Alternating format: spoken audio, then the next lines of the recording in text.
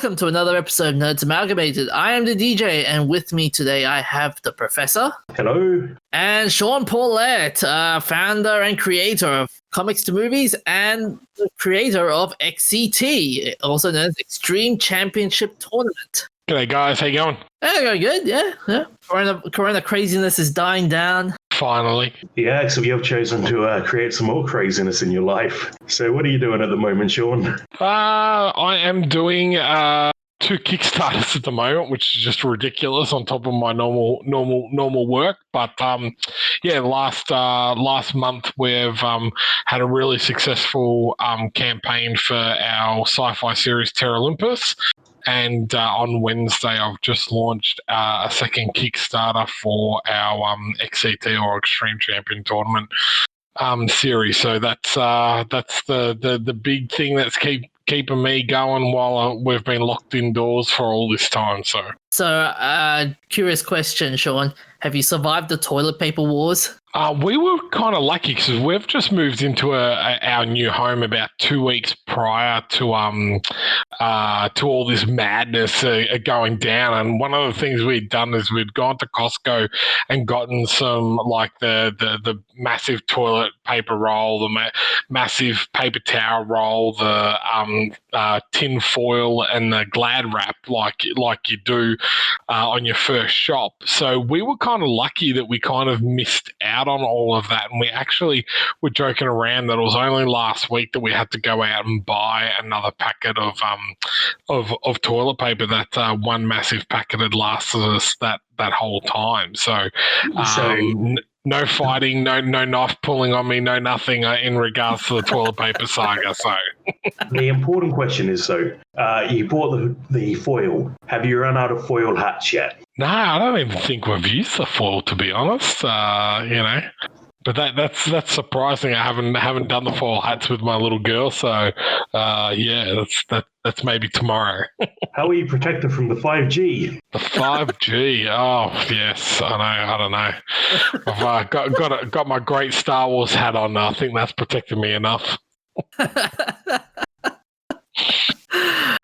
So many conspiracy theory nuts are gonna go like, oh, the 5G caused the coronavirus. We all know it was really the penguins. Oh yeah. The one thing I will say, I won't say what I do for a living, but I can say that it's within government. And there was legislation that got put through during the COVID crisis that Telstra could put up towers and do work with no permit or plans. So, as much as conspiracy theorists are going, 5G and this is all crazy and everything, there are a few laws that were kind of passed that didn't really kind of, get out into the general public where you would say, hey, how can you come onto my land just because you say that something needs to be fixed or needs to be done? Like, I don't know. I thought that was I'm not much of a conspiracy theorist, but I was like, that's pretty dodgy to me. I would like you to show me some paperwork to say that you're allowed to be here. Yeah, that's interesting. That's what millions of dollars in lobbying will get you. Mm-hmm. Mm-hmm. So first topic, Professor, you got a story about Nintendo doing a copyright complaint. Yeah, and while they're probably within every right to do so, it's a bit disappointing. So there's been a project for a few years now to recreate Mario 64's source code, decompiling the original ROM. And there's arguments about whether you should be able to copyright source code or not. But Mario 64, I nearly said Mario 76. That's a completely different kind of game. Wow, this is Nintendo 76? No, this is the retro version. This is the crossover with Fallout. Nice. Oh.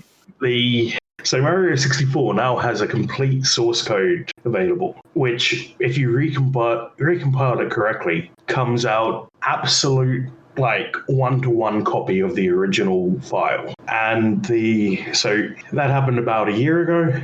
and another fan got in, took the source code, and patched it to run on DirectX. So we now have a DirectX 12 port of Mario 64 running in 4K ultra-widescreen with controllers and keyboards. And so if you were lucky enough to grab a copy before it got taken down, you now have a copy of the most graphically advanced copy of Mario 64 ever. And if you didn't, good luck. Someone will eventually find it. I mean, there will be like torrents and whatnot. Yeah, they probably are. Although I will say this, we do not endorse any illegal downloading. Yeah. Now, the workaround is that if you have a copy of the original game on 64, then you can, thanks to the laws about that, you can copy a ROM of that. So it's legal to have a digital copy or a ROM copy of a classic game as long as you own the original copy of the game, because there's an exception in the copyright laws. You can make copies for personal use and backup purposes. That came into fruition when VHS came in. That's how VHS players were allowed, and how you were allowed to tape stuff for that exact reason. If you either already had it or were copying that. Of course, that's not what it was used for, but that was the way they got around, creating VHSs and stuff like that. Yeah. So legally, the most legal way to do this is to download the source code, which was available for this port, and own a copy of Mario 64 on, I think technically you'd have to have the 64 copy. If you owned the 3DS port, I don't think that would fly. But you extract the artwork from the 64 ROM and mix it up with the source code from the DirectX version, and then compile it yourself. So that's a bit of a painful workaround, but it's the most legal way to do this that there is. And a bucket load, and you have to have a bucket load of time as well. Compiling a big code base can take quite a while. Luckily, this one's fairly small. And I hate how lawyers have to come in and go up, you can't do this.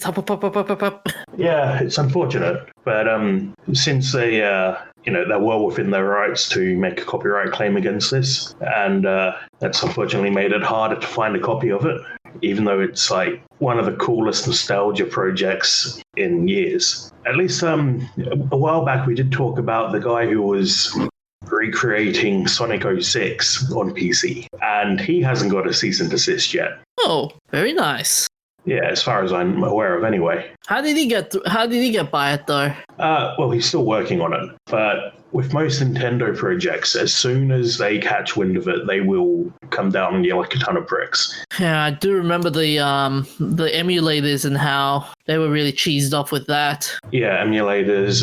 There are Pokemon fan games that they've shut down. Yeah, but it's not. But this is Nintendo, and they're really efficient. Yeah, they're really efficient at taking down copyrighted content. So I haven't played a whole lot of it yet. I had a bit of trouble mapping my controller correctly because I have an analog keyboard, and it didn't like that because that defaulted my Xbox controller to Controller 2, and that was a bit of a fiddle to get working. But once I did that, it seemed to work well. Yeah, I'm just looking at the law firm that's been working with Nintendo, and they're saying here one of the complaints is the copyright work is Nintendo Super Mario N64 video game, including the audio-visual work, software, and fictional character depictions covered by U.S. copyright regulation number, patent number, redacted. The notice reads, this report file contains unauthorized derivative work based on Nintendo's copyrighted work. Yeah, actually, it makes me wonder whether a fan-made recreation that wasn't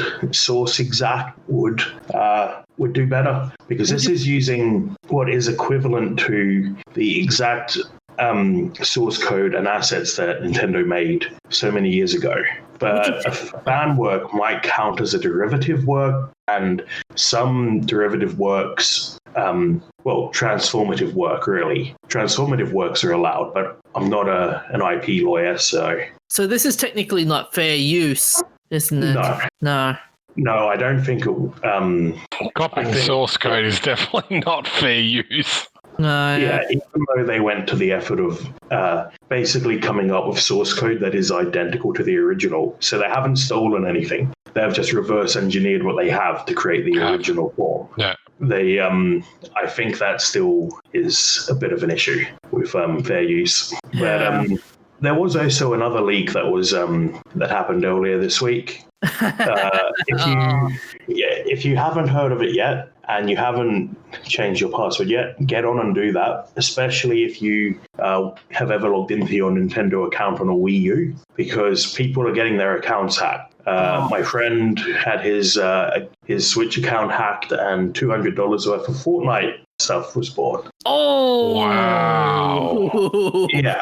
He was well pleased. So is this like the Sony hack that happened a few years ago? Yeah, similar. Yeah. Wow. And a bunch of other stuff got leaked as well, including original source code for Nintendo 64, GameCube, and Wii games. So I'm also wondering if any of the software from N64 could be used to confirm that the Super Mario 64 code is accurate. Yeah, I'm looking at the damage here. So they've got the N64, GameCube, Wii U source code, diagrams and data sheets for every system component, documents describing future planning and implementation, full Wii operating system SDK, planning docs for implementation of the Wii from 2004 to 2006, Space World 99 demos, and that's about it.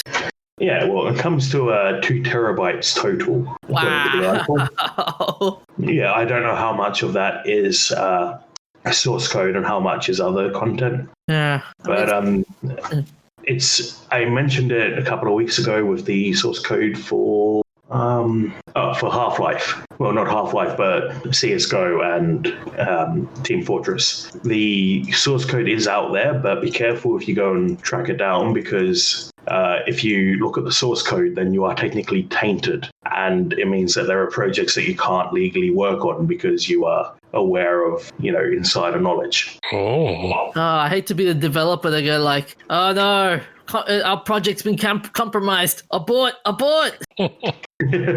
Oh, man. I mean, from your perspective, Shaun, could you actually, do you ever have that fear as well? Like definitely with copyright, I think that's the biggest thing that writers or any creative person has, is that you create something, you put all your heart and soul into it, you put financial money into it and your time and effort, and then someone else comes along and pretty much takes what you've done, maybe puts one or two different things on it and is able to get it out there much quicker or much faster than you, and it takes off. So I think there's always a little bit of a fear there, but for me, I'm always like, well, even with, if someone downloads my comic illegally or whatever, it's like, well, if you're reading it and you like it, then the chances of you maybe purchasing it later down the track is higher than if you didn't know about it at all. So, I don't put too much stock into it and try not to think about it too much. But at the same time, I have protected certain interests legally for myself in regards to XCT, Terra Olympus, and any other future things that I create. So what do you guys reckon with the reputation of Nintendo now? Do you reckon they're becoming more authoritarian, if you think about it? Like, they've always been this way to this sort of stuff. I think in the end, these edge cases of people trying to sneak around copyright restrictions are edge cases. Most people won't come afoul of copyright restrictions unless you're using something that's really flawed, like YouTube. Yeah. But I think if you're involved in this sort of stuff, you kind of got to expect that at any point you could be shut down. That's the dangerous thing, isn't it? Like, you flirt with that idea and you invest time and money into something and then get shut down. Then that kind of puts you in a pretty difficult situation. And if you're trying to get work elsewhere, as you said about the other source code leak, it could jeopardize any future employment that you have. So, yeah. Oh, it really sucks. Anyways, so moving along, we've got a story about gardening. And apparently, gardening at home is as good as exercise. Not for keeping you skinny, though, especially if you're growing food. So, in other words, I can't go and mow the lawn and lose weight lose weight. Depending on how big your lawn is, you'd be like, that's pretty good exercise because you're pushing a mower around. But if you're growing a veggie patch, that's calories straight back into you. Yeah, gardening is one of my pet hates. As I said, I've just moved into a new home, so we've been planting and doing our garden and doing our backyard and all that type of stuff. So gardening is not one of my enjoyable things, but I can say in mulching, using digging holes and all that type of stuff, you can definitely lose weight pretty quick. So anyway, the study has found that gardening is good for your mental health. That's if you like it, I guess. Although, okay, here's the thing: which is better, though, gardening or cooking? Did they mention cooking in the article? I mean, it kind of sounds like so. Gardening has a similar level of happiness as biking, walking, or dining out. And dining out is sort of the opposite of cooking. So I feel like cooking might be a bit of unless you enjoy cooking, it's probably a bit of a stressful activity because you got to do it. It's just a bit of a chore, really, if you're not into it. Yeah, I was going to say my wife is an awesome cook, but I'm not a huge fan of cooking myself. But I am a fan of eating. Who doesn't love eating food? Come on. My wife made scones today. God, mate, they were absolutely amazing. So, yeah. So I'm reading bits of the article. They're saying here that gardening could provide the health benefits of fresh fruits and vegetables, promote physical activity, and support emotional well-being, which can reinforce this healthy behavior. And what's interesting is it's the only activity out of the 15 studied for which women and people with low incomes report higher emotional well-being than men and medium and high income participants. So if you're a low income earner, gardening helps you save money buying food, hopefully, and is therapeutic. There have been cases where some people would say, like, if you talk to plants, it's therapeutic as well. It also helps the plants grow. Yeah. Mythbusters did it, and I think it was heavy metal was the most efficient, most effective. Metallica on plants. Yeah.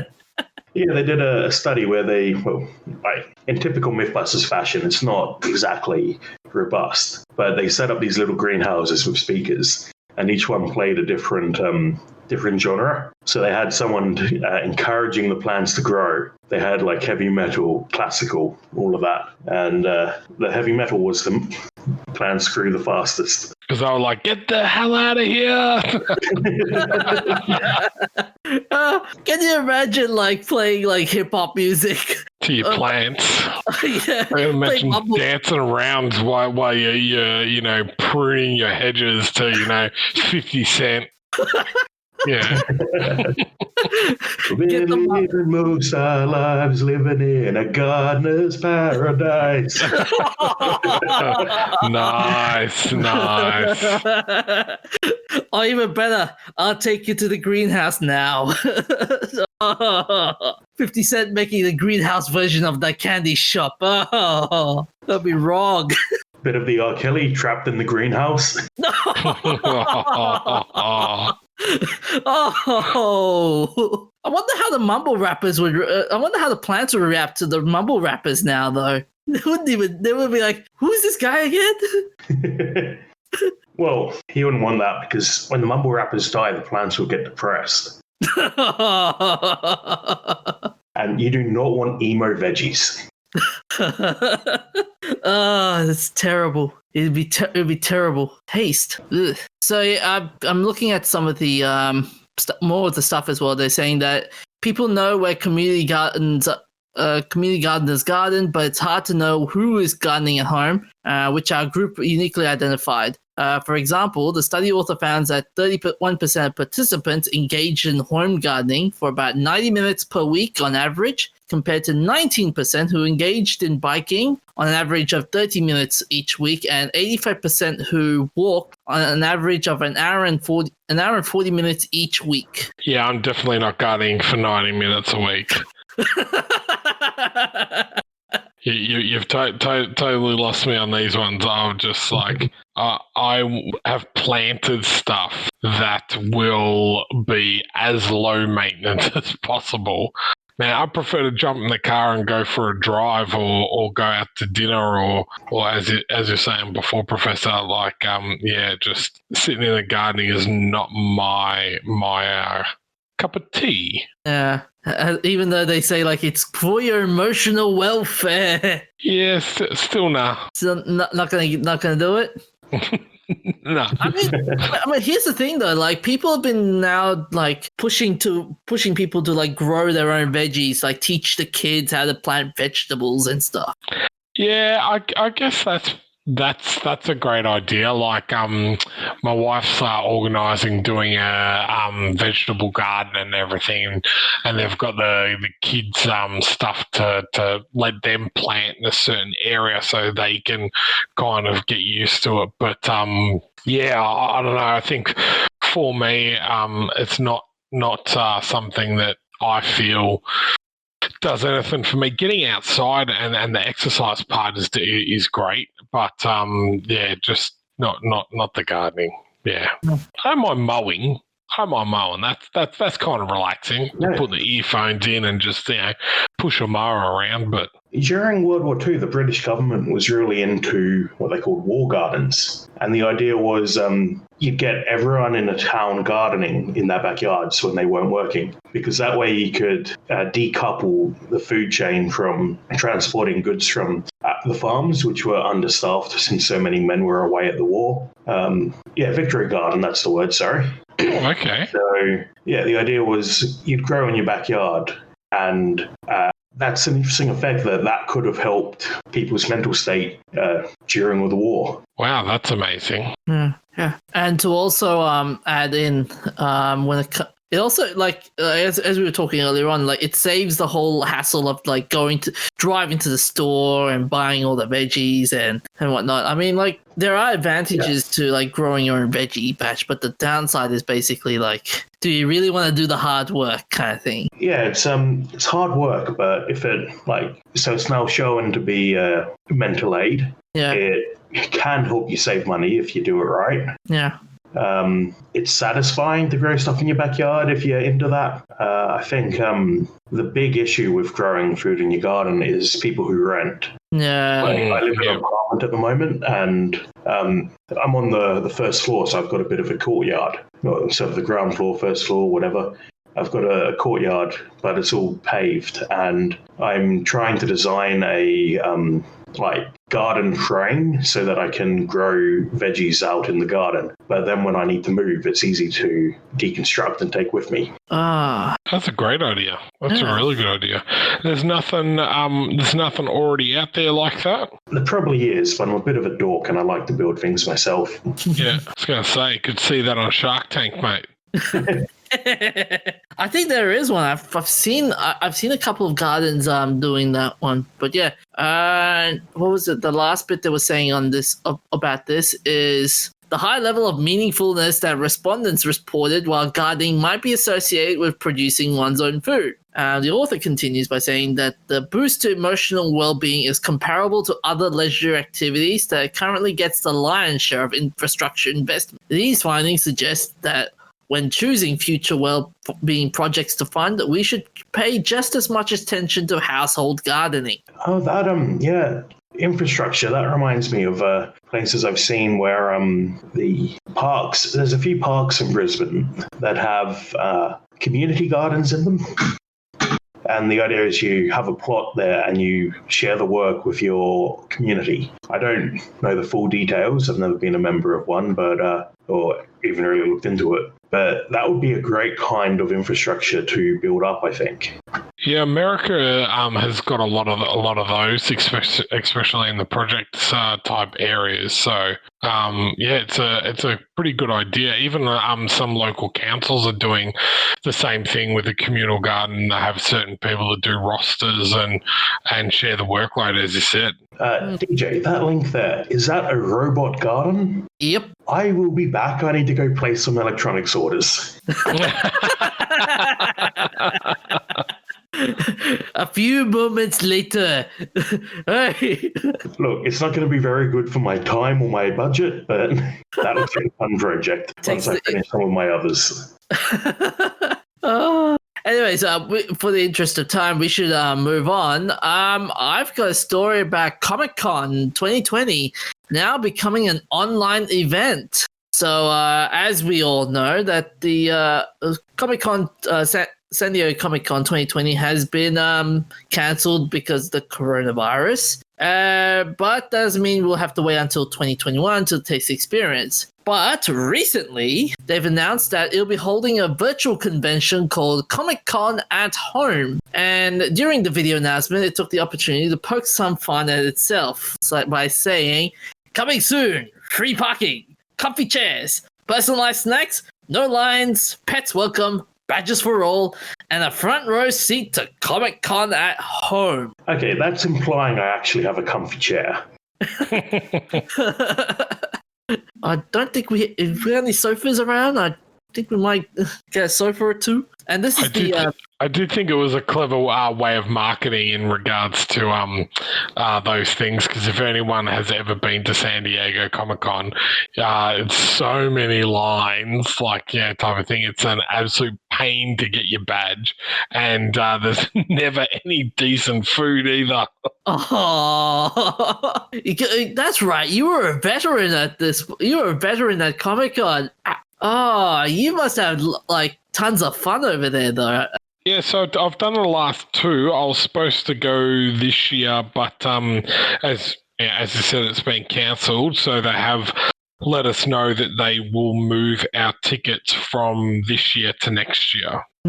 So what do you think about this whole on digital version? I've got conflicting ideas about it, because you're essentially depends if it's a paid service or not. If you're not paying for anything, then I think it's a great idea in regards to being able to see panels or that type of stuff that you would go and see at a convention. But if they're going to try and start charging, which I have seen some conventions do in the US, I think that's a little bit rich, because I'm like, well, hang on a sec, you're not actually really providing anything other than, a video stream. And you've cancelled the convention in the first place. I would think that maybe you would do this more from a branding point of view and trying to want people to come back to your conventions rather than trying to make a little bit of money out of it. But I don't know. What do you guys think? The charging part. I'm of two minds about it, because the Comic-Con organization has to survive, so they need money to fund itself for next year. So that's one aspect of it. But the other aspect of it is, I agree with you, Shaun, in terms of you have to bring the fans back, and doing it for free will win the fans, kind of thing. Armageddon's been doing virtual talks with some of their guests. Which Armageddon is a New Zealand convention, if people listening don't know. And they've been doing that for the last 6 weeks, and they've had 3 or 4 guests from a single show on come and do an hour our show or presentation. They've been doing that for free, which I think is an amazing thing. And, they're talking about when it lifts, doing a little bit of a combination of digital guests and guests in the flesh, saying that, if we can get a really big guest and do it virtually, so you don't get to meet them in person, but you actually get to ask questions to them directly via video link or whatever like that, but at the same time, maybe have one or two people from the exact same show that are there in person, well, then that is a great opportunity to kind of maybe get some guests that we couldn't afford beforehand. So it's really interesting to see, with this COVID-19, how these conventions are adapting and kind of changing and thinking what they can do new, which I think is a great thing, because I think it has over the last couple of years gotten a little bit stale. Yeah, but then what was it last year? Last year, Marvel stole a show with their announcements. Yeah, Marvel wasn't there last year. Wasn't that? Oh wait, when did they do the phase 4? When did they do the announcements or the new ones? Was it last year or the year before? No, that was at Disney. That was what's the Disney Expo? Yeah. I think. Oh wait, no, it's New York Comic Con, right? Or was it New York Comic Con? Yeah. Then they announced the whole phase 4. A second, I got it fine. But my fear when it comes to these ones is the logistics of the whole thing, like getting all the online stuff, and hopefully the internet doesn't crack. Like, can you imagine the middle of the streaming the middle of the conference, and you'd be like, oh no, it's gone. It's just stopped abruptly. Yeah. And there are other, we were talking about this the other day, Professor, with the virtual meetings with the science conferences. There is one biggest fear I fear that we might see in Comic-Con as well, and that's hackers. Yeah, I think that's less of an issue now, because the big issue with Zoom bombing was that Zoom had abysmal security, and they are fixing that. I've got to give them credit. They are fixing it. As much as I hate Zoom, they are fixing it. So I'll give them credit. I think... Here's a funny one for you. Can you imagine in the middle of Hall H, they're doing a Zoom meeting, and all of a sudden some random guy comes in and just goes, hey, everybody. And they're like, who the hell are you? Yeah, I mean, I'm sure it could absolutely happen, but I think it's less of a concern now. I did mention, though, a week or two ago, we were talking about GDC, the Game Developers Conference, and how I think I'm hoping this will lead to higher quality recordings of events like this. Because it's very expensive to be able to go to all of these events, and a lot of them get posted on YouTube. But there's always some shitty quality. The audio doesn't work. The camera is wonky. Whatever. So I hope this is the push they need to get proper recording set up. Yeah, 360p quality footage. Yeah. Oh, it was last year, Shaun, at San Diego with Phase 4. Was it San Diego? Was it? Yeah. Okay, I missed that.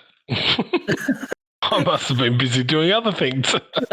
Oh, I think you must have had a lot of fun though. Like, here's the other crazy thing. Like, when it comes to having online conventions, you kind of miss the whole atmosphere of like, oh yeah, the fans are cheering at you and stuff. It's only like emoticons of claps. Yeah, it's like watching the footy without a crowd. It was just kind of weird. How much do nerds enjoy being at a Comic-Con anyway? Because we're all antisocial introverts. It's the only time that we are super excited and let our inhibitions go and kind of are like, yeah, blah, blah, blah. And then we walk back outside. I was like, yep. Yeah, I'm a bit disappointed that we won't get an Adam Savage incognito costume this year if all of these things get cancelled. So Adam Savage every year does an incognito costume. So something that, especially with a full face mask, so you can't tell who he is. A few years ago, he actually went to one of them as astronauts from 2001 with Chris Hadfield. Mark Hamill did it the year I went as well, and he was dressed up as a stormtrooper. Cool. So had the head mask on and everything like that. And the Vikings cast were dressed up in V for Vendetta masks. Now, the thing is, though, was Mark a bit small? To be a stormtrooper, he was actually. So, because I walked past him and I made the wisecrack, not knowing that it was him in the actual thing, and it wasn't until I saw it on the TV that I was like, oh my God, I should have gotten a photo. That was Mark Hamill. Are you joking? Are you kidding me? No. So your only interaction with Mark Hamill is calling him short. Yep. Yep. How good is that? You must have just went, That's like such a cringeworthy line to use as well. Like you haven't heard it 100,000 times before. I was like, oh, really? I'm going to be that guy, He could have asked him how his aim was. Oh, true. Nice. You gotta just go and watch the door. Watch that door. But Shaun, I was gonna ask you. So, what about for comic books? Like, how do you see it from a comic book owner's perspective? Like, with this being an online thing, could you see it as a blessing or a curse? Well, I am trying my first one actually on the 30th of May. So I have been a little skeptical, but I thought I would give it a go because I think the only way to give an honest opinion about something is to actually give it a go. So I'm giving it a go on the 30th of May, and we'll see how it goes. So I've got a 30-minute slot that lets me kind of pitch my comic, talk about the different series I've got, talk about my business, and then people can purchase through the online links and everything that we put up during that virtual convention. So I've got a green screen that I'm going to set up and everything, so I can have my products flashing up behind me and everything while I'm doing this. So I'll let you guys know what I actually think after I've done it, type of thing. So also there were a couple of details here. So they're saying that the at-home event isn't completely shocking. It does, however, answer a question of whether or not Comic Book International would produce something resembling SDCC Online or resign itself to hosting some trailers. The convention was originally slated to begin at July 23rd. Presumably the digital version will be held on or around that date. Not much details are coming around, but it's clear you'll be streaming panels and trailers instead of queuing up for hours and booking overpriced hotel rooms. And it draws 130,000 pop culture fans to San Diego Convention Center each July. Naturally, features no free parking, no pets, tons of lines, and convention center food. Yeah, it'll be interesting to see what happens with it. So whether there's some announcements from some big companies and everything, or and whether it's more entertainment based or it goes back to its comic book roots. So it'll be interesting to see what avenue they take. Yeah, it's true. Moving along, Professor, what have you been playing? I've been playing Hyper Rogue. Ooh, interesting. Hyper Rogue is a roguelite, which is literally mind-bending because it doesn't follow any of the standard rules of Cartesian Euclidean geometry. It's non-Euclidean, and it hurts. This is legitimately the only game that has ever given me a headache because I couldn't figure it out. So instead of normal roguelite games are on a standard grid, this one is on a I think the word they use is a hyperborean plane, hyperbolic plane, that's it. So things can run along beside you and they'll get further away because there's something weird going on with the curves. I'm I'm looking at the video, and it's like one of those old 90s rap videos. Yeah, it's got a weird fisheye lens effect because that's the most comfortable way to present it. I did try the high Persian rug projection, which I'll throw the link into the chat there for you. That one is even harder to wrap your head around. Ow, my head. Yeah, and it gets even worse because there's like 50 lands, and some of them are like, they're all very imaginative, but one of them is interesting. It's called a couple of them are called Living Wherever, so Living Cave, Living something else, and they follow a modified form of Conway's Game of Life.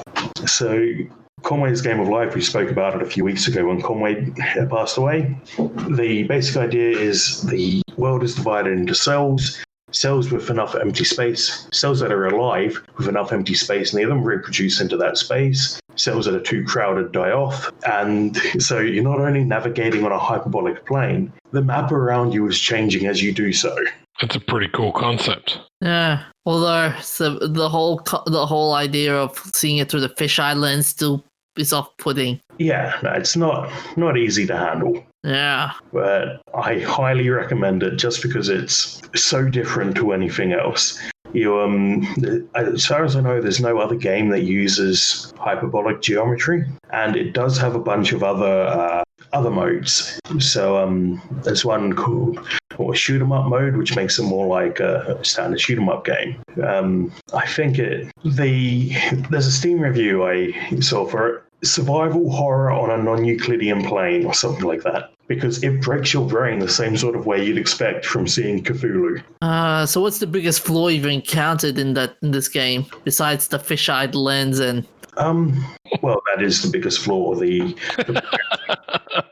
projections don't map well. I'm still learning the projection because it's the hardest part for a new player is going to be learning the projection because it does not map to anything you know instinctively.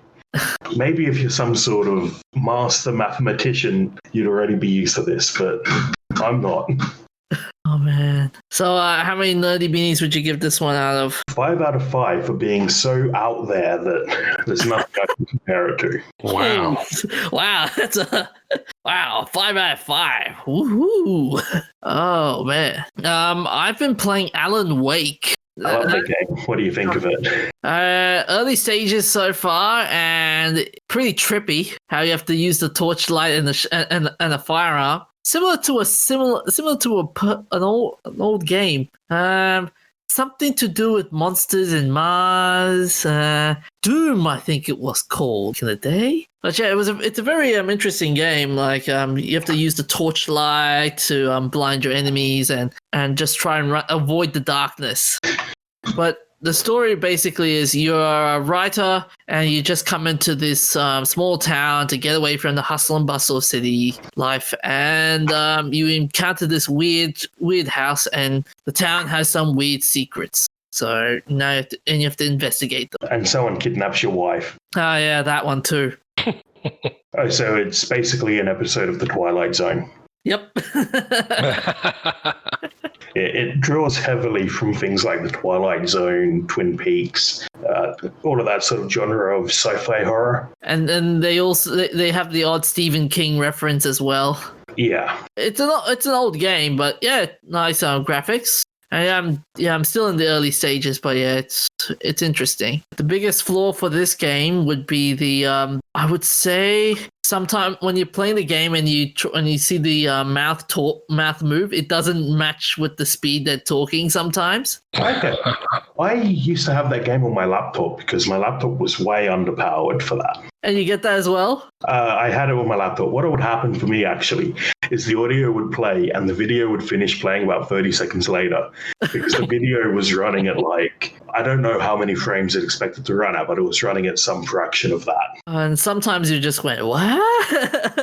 What just happened? But yeah, it's an interesting game, so I want to give more time into this game. So, but right now I'm giving this game 3.5 out of 5 for now. Not bad. Yeah. Well, for me, I haven't been playing anything much, but I am super excited for the new Assassin's Creed game, Valhalla, coming out. I'm a big Vikings fan. I did absolutely love Odyssey, the Spartan one, and it's probably one of the only games I've clocked in quite some time.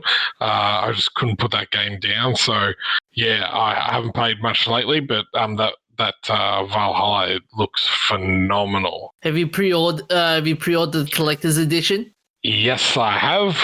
That was my birthday present from my wife, so she pre-ordered it for me, which was very, very nice of her. So, which version of the statue, the guy or the woman? The guy. The guy. Yeah. So apparently you can choose your own statue for pre-order. Yeah, well, I like that idea. Like, for people that want to play as a female character, I love the idea of the last couple where they've been able to choose the different options in play and have like a different storyline type of thing, which is great. So, different storyline for playing as a different gender. Then, is it a sort of a bit like with Resident Evil, how there used to be a male character and a female character, and they do different things? Correct. Yep. Yeah, I heard that both of the both endings for the guy and female would be canon as well. So that's going to be. It's really, really, really cool. If you haven't played Odyssey, as I said, I'm a massive fan of like the Spartan culture and all that type of stuff, but it's a great game. So, it's a bit of mythology, plenty of action, and then it's got all the stuff that you love about the original Assassin's Creed as well. So moving along to our shout-outs. We have, on the 4th of May 2020, Elon Musk's son was born. So the 32-year-old singer has given birth to her first child on Monday. Her boyfriend, Elon Musk, confirmed in a tweet. Musk shares the exciting news on Twitter when a fan asked for an update on the baby after the Tesla CEO had previously shared that Grimes was due on Monday. In true Musk fashion, he also announced that the baby's name was very outside the box, telling fans his son was XAEA12 Musk. And it's pronounced something like Asher A12? Asher A12. Yeah. Or Kyle. Although this may not be the legal name in California due to it containing that are not English letters. During a podcast with American comedian Joe Rogan, Musk explained the way to pronounce his son's name. Responding to a question asked about his son's name on the Joe Rogan Experience, Musk said, "First of all, my partner's the one that mostly came up with the name. I mean, it's just X, the letter X, and the AE is pronounced Ash, and then A12 is my contribution." He then elaborated the A12 stood for Archangel 12, the precursor to the SR-71, coolest plane ever. Some people are just crazy. Can you imagine in the near future, you like name your son like, okay, guys, this is plus minus sine cos tan and infinity, also known as Tom. Look, I at least can appreciate that Elon's son's name is pronounced the way it's spelled. What I can't abide by is giving your child some random name and then spelling it differently, pronouncing it differently. Well, at least it's not as bad as one of the other ones we had. Like we had Peaches and Apple and Tiger Lily. Hey. My daughter's name is Peaches. Be careful. Oh, my bad. Yeah. I meant Peaches Geldof. No. Better dig your way out of that one, DJ.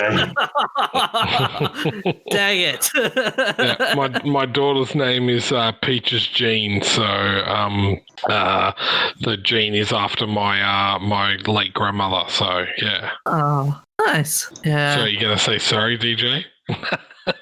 Sorry, Shaun. I'm only kidding. But still, remember those crazy names like Tiger Lily, and you're like, named the kid Tiger Lily at the time? Well, Tiger Lily's out of Peter Pan. I thought it was based on the Native American Indian, isn't she? Yeah, something like that. Oh man, but can you imagine his 18th birthday? You'd be like, Son, back in the day, we used to call you this, but because of legal reasons, we had to change to this. Call you this, yeah. Can you imagine trying to enter that into an online form? And it's like, you cannot use special characters in this field. Oh, God. Input verification is hard enough already. Yeah. Driver's license is going to be even more funnier. Sorry, you cannot use numbers in this field. Can you imagine being the traffic cop and you're looking at the driver's license and you're like, he just gives you this weird look like, no, you're taking the piss out of it, aren't you? So on the 9th of May 2020, Little Richard passes away at 87. Richard Wayne Pennyman, better known as Little Richard, was an American singer, songwriter, and musician. An influential figure in popular music and culture for 7 decades, he was nicknamed the innovator, the originator, and the architect of rock and roll. Pennyman's most celebrated work dates from the mid-1950s, where his charismatic showmanship and dynamic music, characterized by frenetic piano playing, pounding backbeat, and raspy shouted vocals laid the foundations for rock and roll. His innovative emotive vocalizations and up-tempo rhythmic music also played a key role in the formation of other popular music genres, including soul and funk. He influenced numerous singers and musicians across musical genres from rock to hip-hop. His music has shaped rhythm and blues for generations to come. Trudy Fruity, one of the signature songs, became an instant hit, crossing over to the pop charts in both the United States and the United Kingdom with the lyric "A wop bop bop, a wop bam boom," and a series Truly of a masterful poet. I know, and a series You of can follow. feel the author's anguish. Can you imagine Marilyn Manson singing that lyric? Marilyn Manson, yeah, that'd be cool. I'd actually like to see him sing that. Or even funnier, Alice Cooper. Oh, yeah. Add that into Poison. Poison. Boom. Yeah. And a series of follow-up records helped establish the genre of multitude of other musicians. He was honored by many musicians. He was inducted to the Rock and Roll Hall of Fame as part of its first group of inductees in 1986. He died from bone cancer in Tullahoma, Tennessee. Oh man, that hair! Whenever I look at that hair, it looks weird. What do you mean? It's great hair. You're just jealous because you couldn't grow hair like that. Here's a funny thing with the Wop Bubba Wop Bam Boom. I always think of the Fresh Prince of Bel-Air episode where when Carlton says to Uncle Phil he needs to have a head of hair, so he introduces like toupees to him. And it's such a funny episode to watch. If you ever get the chance to watch Fresh Prince of Bel-Air, watch that episode and you'll have a good laugh. On the 11th of May 2020, Jerry Stiller passed away at 92. So he was the famous comedian and actor, one half of the husband-wife comedy Stiller and Meara.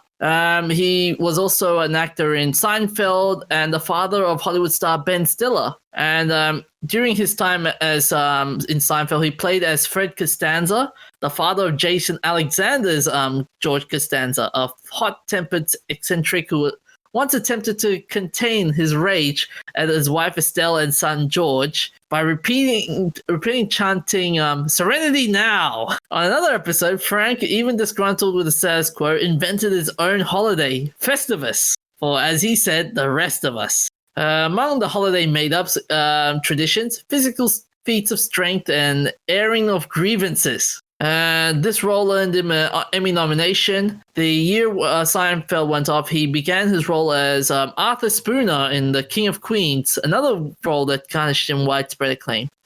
He was the father of Ben Stiller, as I earlier explained, and he appeared in movies with him, such as Zoolander, Heavyweights, Hot Pursuit, The Heartbreak Kid, and Zoolander 2. He was also he has also done voice work in movies such as The Lion King 1.5 and Planes, Fire and Rescue. And in his later career, he would become known for playing grumpy and eccentric characters who were nevertheless beloved.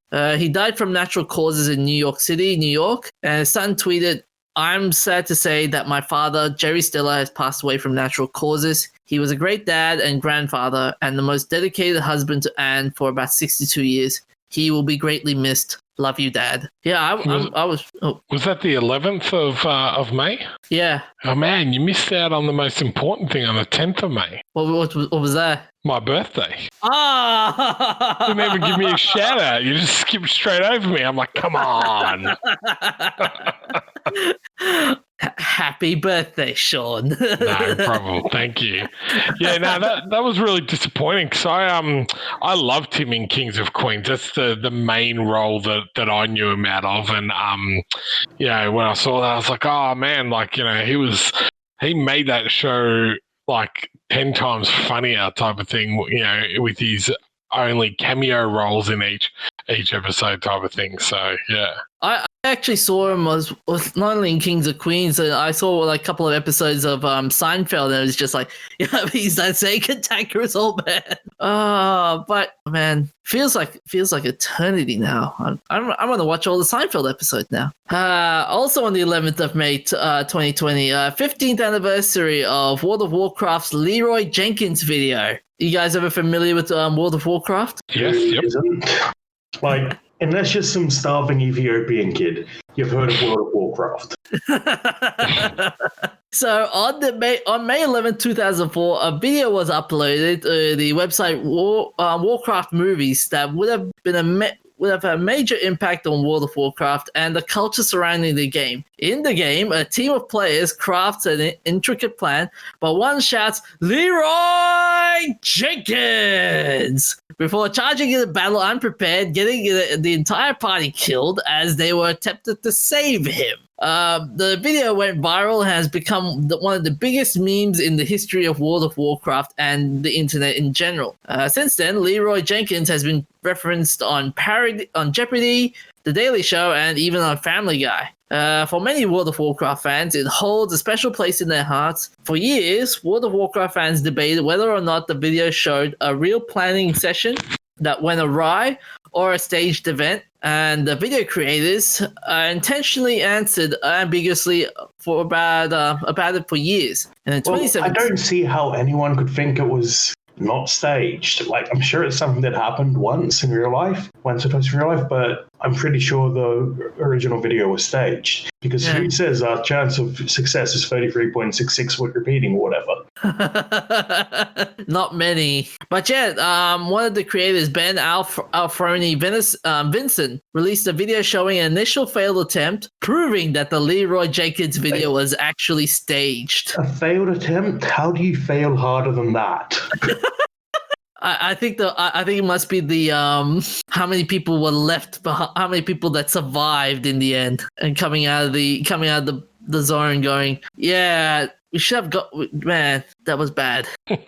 So yeah, while the video itself was staged, no one involved could have predicted that the major impact it could have on the World of Warcraft. Fandom often have a strange impact on the popular culture that had never been truer than in its internet era. The Leroy Jenkins video is not only the only time that a company has leaned into an internet meme, but it's certainly one of the earliest examples. When Schultz, Vincent, and the rest of the friends created this video, they had no idea it would catch on in the way it did. Others have tried to replicate the success of Leroy Jenkins, but the video certainly stands as a unique moment in popular culture.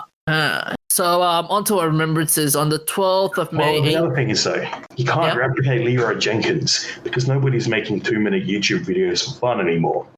They're all being made to make $1 billion, so they're all 10 minutes or 1 second long.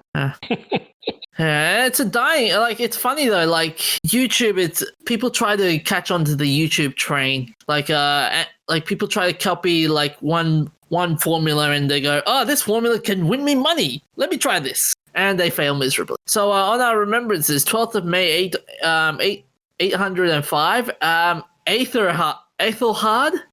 He was the Bishop of Winchester, then an Archbishop of Canterbury in medieval England. Aethelhard is deposed by Edbert II when he seized the kingdom of Kent American overlordship. This is America, not America, by the way. Ethelhard flees to the court for his America supporters and refuses to venture back to Canterbury, even though it seems safe. In 803, he returns to England from Rome and convenes the Council of Clovershaw, which resembles the prime importance of Canterbury and, with papal authority, asserts the freedom of the church from secular authority. He died in Canterbury. He was later revered as a saint with the feast day of 12th of May.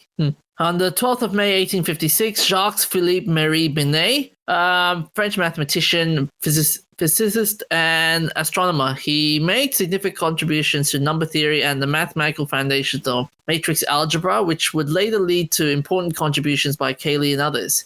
In his memoir on the theory of the conjugate axis and of the moment of inertia of bodies, he enumerated the principle now known as Binet's theorem. He is also recognized as the first to describe the rule of multiplying matrices in 1812. Binet's formula expressing Fibonacci numbers in closed forms is named in his honor, although the same result was known as Abraham de Moivre a century later. So yeah.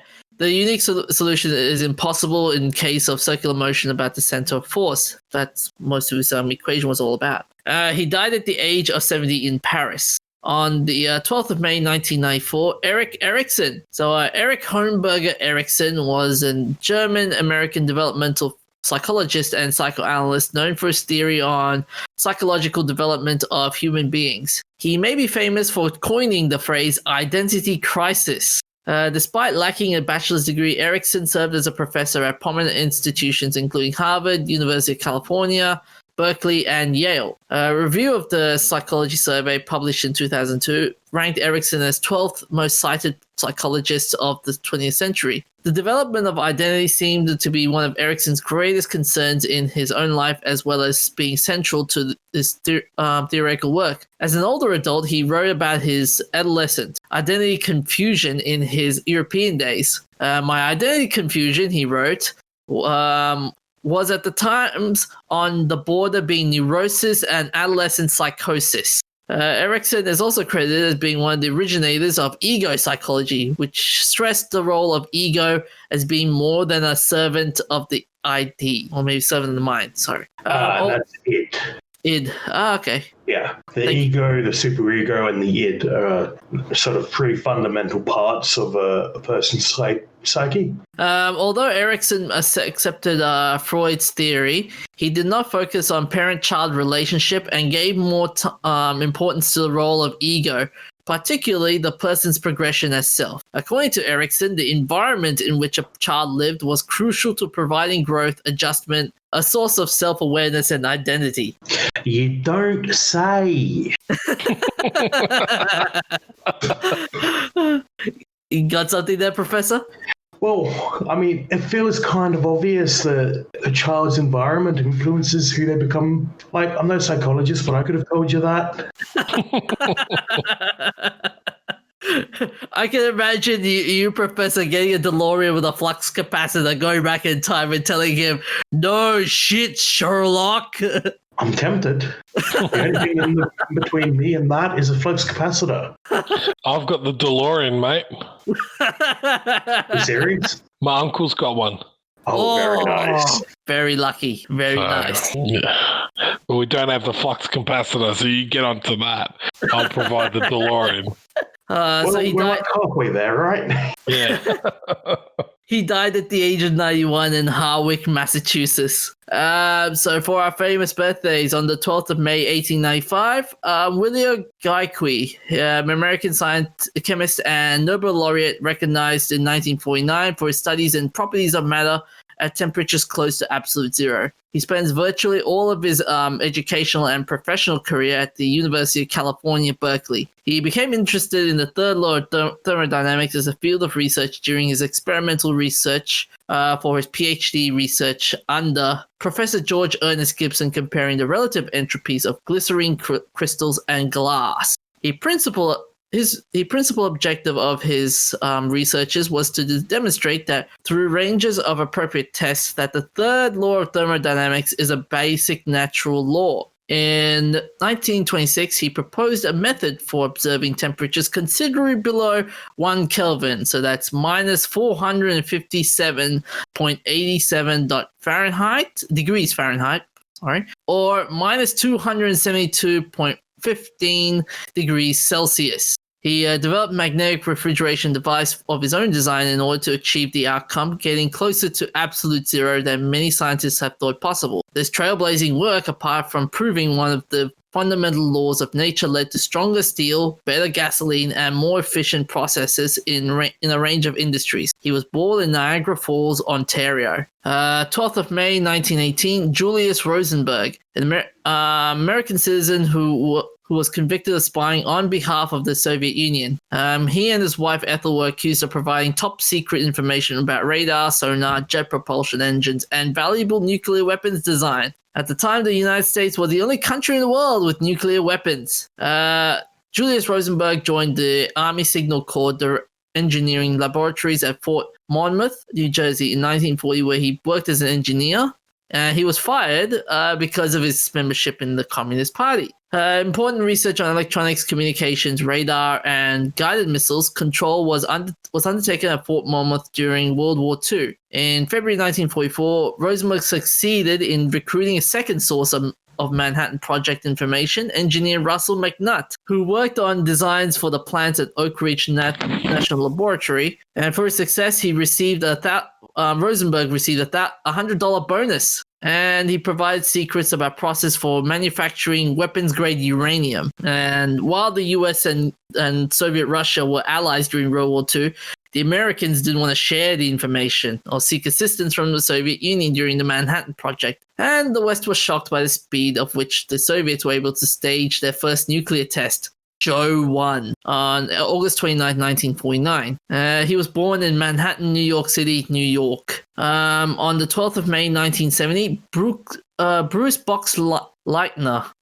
William Box Leitner, American actor and science fiction and suspense writer. He's known for his leading roles in the television series such as How the West Was Won and Babylon 5 as John Sheridan in seasons 2 to 5, 1994 to 1998. He's also known for his dual roles as the characters Alan Bradley and Tron in the 1982 Walt Disney Pictures film Tron, a role which he reprised in the 2003 video game Tron 2.0, the 2006 Square Enix / Disney crossover game Kingdom Hearts 2, and the 2010 film sequel Tron Legacy, and the animated series Tron Uprising. In July 2015, Box Leitner said that he's done with the franchise and it's been too up and down for me. I'd rather not just keep going. I don't want to repeat my career anymore. He also starred in several films within the Babylon 5 universe, including Babylon 5 In the Beginning, Babylon 5 Third Space, Babylon 5 A Call to Arms, and the direct-to-DVD Babylon 5 The Lost Tales. He was born in Elgin, Illinois. You guys ever saw Babylon 5? No, I never watched it. I haven't yet, but I've noticed it was on YouTube. Nice. I think it was. That might have been Blake 7. There's too many sci-fi series that have a B word and then a number. I bet you that was a 90s thing back in the day. They're a bit older than the 90s, aren't they? Babylon 5. Yeah, Babylon and Blake 7. Blake 7, I think that was second. Blake 7, that's 1978 to 1981. Oh, Blake's 7.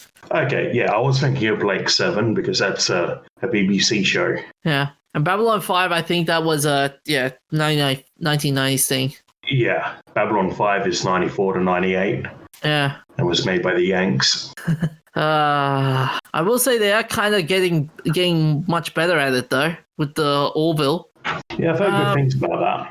Mm-hmm. So, on our events of interest, on the 12th of May 1926, the Italian-built airship Norge became the first vessel to fly over the North Pole. Umberto Noble, the airship's designer and pilot, explained the Norge trip was to observe the uncharted sea between the pole and Alaska, which some thought the land was at the time. He believed Robert Edwin Perry had already reached the pole on 12th of May. Yes, we mentioned Perry a while back, didn't we? He thought he'd made the pole, but then someone redid the calculations and realized he was off. Yeah. Oh, you okay there, Shaun? Yep. I was like, how would you be that you would like claim to fame is being to the North Pole and then you're off? The other day we had like a mathematician. He predicted when the universe was made, and he was off by a couple of billion years. So on the 12th of May at 1 o'clock, 1:25 GMT, they reached the North Pole, at which point the Norwegian, American, and Italian flags were dropped on the airship onto the ice. Amundsen, the expedition leader and navigator, and polar explorer Oscar Wisting, who served as helmsman, were thereby the first to reach both poles. Relations between Amundsen and Nobel, which had been strained in the freezing, cramped, and noisy condition, became even worse when Amundsen saw that the Italian Can I just point out, DJ, because you're killing me here. Yep. It's Amundsen. Thank you. Amundsen. Thank you. Saw the Italian flag dropped was larger than either of the others. Amundsen later recalled with scorn that under Nobel, the airship had become DJ, I just corrected you and you're still doing it. I know. Sorry. I should make a gif about it. The airship has become a circus wagon in the sky. This was now unknown territory, and Amundsen sat at the front of the cabin to look for any land. Unfortunately, they came into thick fog at 8:30 a.m., which made it impossible to see on either ice or land. The fog stuck to the airship as a layer of ice and lumps of ice were thrown from the propellers and into the balloon skin, with the resulting danger of puncture. Running repairs were made as far as possible from the keel space. Oh man, can you imagine like being in that environment? Not really. No. I can't imagine it's very comfortable sitting there watching ice threaten to pop your balloon. On the 12th of May, 1941, Konrad Zuse presented the Z3, the world's first working programmable, fully automatic computer in Berlin. So he presented the ZT built in his workshop to the public. It was a binary 22-bit floating point calculator, featuring programmability with loops but without conditional jumps, with memory and a calculation unit based on telephone relays. The telephone relays used in his machines were largely collected from discarded stock. Despite the absence of conditional jumps, the Z3 was a Turing complete computer. However, Turing completeness was never considered by Zuse and only demonstrated in 1998. The Z3, the fully functional electromechanical computer, was partially financed by German government supported DVL, which wanted their extensive calculations automated. The Z3 revolutionized computing. It was used to help calculate aerodynamics in aircraft design, which the UK's Centre for Computer History says helped the German aircraft research design in its analysis. We used to today's computers reading programs from solid-state storage, but the Z3 reads its programs off punched film. I bet you that computer must have cost a lot of money back then. 12th of May 2015, massive Nepal earthquake killed 218 people and injures more than 3,500 people. So this earthquake occurred in Nepal on the 12th of May 2015 with the magnitude of 7.3, and the epicenter was on the border of Dholaka and Sindhupalchal, two districts of Nepal. And this earthquake occurred on the same fault as the larger magnitude 7.8 earthquake on the 25th of April, but further east than the original quake. And the tremors were felt 2,400 kilometers from the epicenter in Chennai. Minutes later, another 6.3 magnitude earthquake hits Nepal with the epicenter in Ramchap, east of Kathmandu. According to geophysicist Amy Vaughan, the 12th of May quake is likely a sign that more aftershocks are on the way, generally in the days of weeks and months. Tapers off, she said. But this is going to temporarily increase, as in the aftershocks.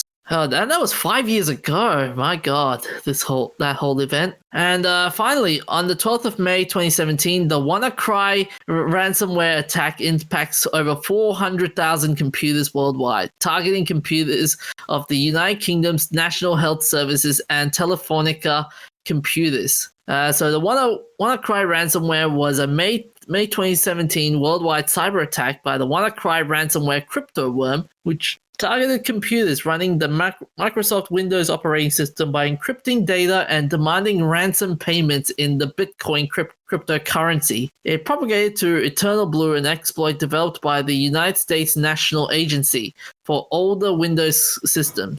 Yeah, you know, the NSA, which likes to find out ways to hack computers, then not tell anyone about them. And then incidents like this happen. Oh, man. And then the NSA gets hacked and has all of their exploits dumped. So the attack was estimated to affect more than 200,000 computers across 150 countries, with total damages ranging from hundreds of millions to billions of dollars. Security experts believe from preliminary evaluation of the worm that the attack originated from North Korea or agencies working for the country. The ransomware campaign was unprecedented in scale, according to Europol, which estimated around 200,000 computers which were According to Kaspersky Labs, the four most affected countries were Russia, Ukraine, India, and Taiwan. One of the largest agencies struck by the attack was the National Health Service hospitals in England and Scotland, and up to 70,000 devices, including computers, MRI scanners, blood storage, refrigerators, and theater equipment may have been affected. Yeah, it was nasty. And the Eternal Blue exploit was also the core of the Petya and not Petya attacks a year or so later, which were really nasty attacks by Russian hackers. So on the 12th of May, some NHS services had to turn away non-critical emergencies and some ambulances were diverted. According to cyber risk modeling firm Seance, economic losses from the cyber attack could reach up to $4 billion US, with other groups estimating the losses could be in the hundreds of millions. Ah, man. Can you imagine your computer being hit by one of those things? Fortunately, it hasn't happened to any computer that I manage yet.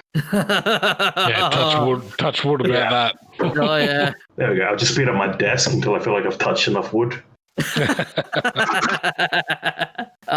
So anything else we need to add in before we call it? Yeah, Sean, where can we find the details for your Kickstarters? Yeah, perfect. So at the moment, we've got Terra Olympus. That's got 2 days to go on Kickstarter. So that is TERRALYMPUS.